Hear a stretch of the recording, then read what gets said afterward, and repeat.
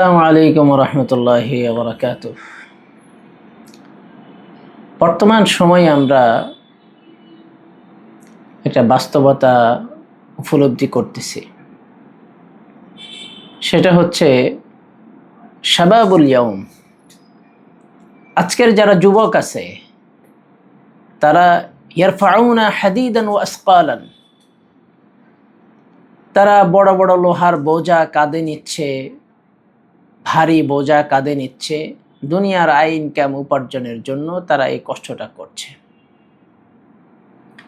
লোহার বোঝা, বড় বড় ভারী বিভিন্ন রকমের বোঝা তাদের কাঁধে নেওয়া সম্ভব হচ্ছে, কিন্তু আমাদের আফসোসের জায়গা হলো কোথায় জানেন?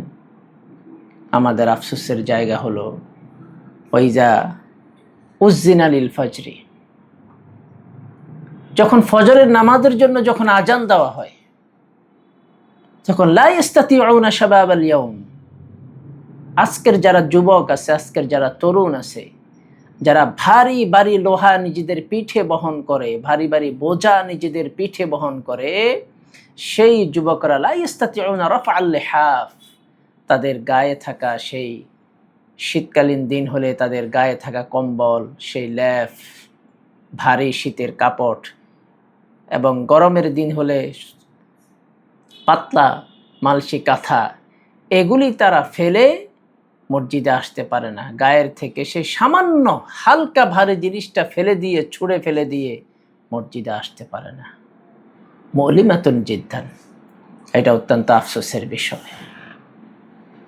অনেক ভারী ভারী বোঝা আমরা বহন করছি, পৃথিবীর সমস্ত অনেক ভারী ভারী বোঝা আজকের যুবকরা, আজকের মানুষরা ইনকামের জন্য বিভিন্ন কারণে তারা সেগুলি বোঝা বহন করছে, কিন্তু সামান্য একটা লেফ, একটা কাঁথা, ফজরের আজান দেওয়া হলে সেটা গায়ের থেকে ফেলে, ছুঁড়ে ফেলে দিয়ে আমরা আল্লাহর ডাকে আমরা সাড়া দিতে পারছি না।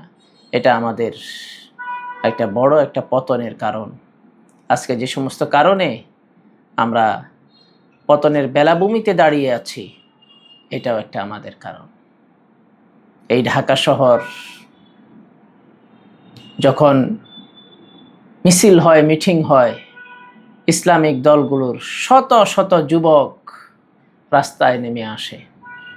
কোনো একটা প্রতিবাদ হয়, হাজার হাজার যুবক রাস্তায় নেমে আসে, কিন্তু ফজরের যখন আজান হয়, তখন এই ঢাকা শহরের লক্ষ লক্ষ যুবক কাঁথা মুড়ি দিয়ে, কম্বল মুড়ি দিয়ে ঘুমিয়ে থাকে।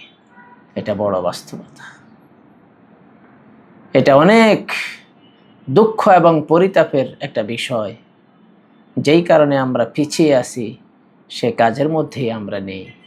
আল্লাহ তাআলা আমাদের সকলকে ফজরের সময়ে আল্লাহ পাক যখন আল্লাহর জন্য যখন ডাক দেওয়া হয়, তখন সেই কাঁথা, সেই কম্বল, সেগুলি ফেলে দিয়ে আল্লাহর ডাকে সাড়া দেওয়ার তৌফিক দান করেন। আসসালামু আলাইকুম ওয়া রাহমাতুল্লাহি ওয়া বারাকাতুহু।